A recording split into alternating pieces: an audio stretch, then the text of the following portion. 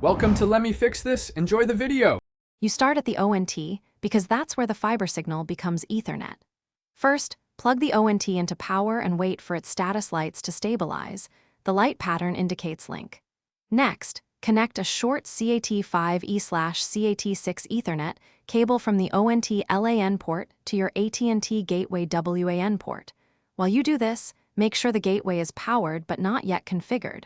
Once done, keep the hub area tidy so signals and power are stable for the next steps.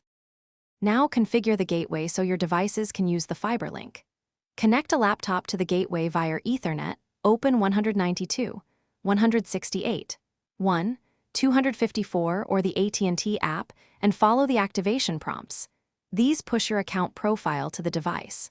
When prompted, set a clear SSID and strong Wi-Fi password, then change the admin password to prevent unauthorized changes. Make sure DHCP is enabled so devices get IPs automatically. Once the gateway shows online, your local network and internet routing are established. Finish by verifying connectivity. Use a wired laptop to run a speed test and confirm latency and Mbps match your plan. If you don't get online, power cycle the ONT first, wait 1 minute, then power cycle the gateway.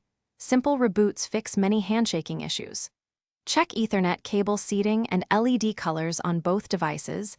Amber or blinking patterns indicate problems.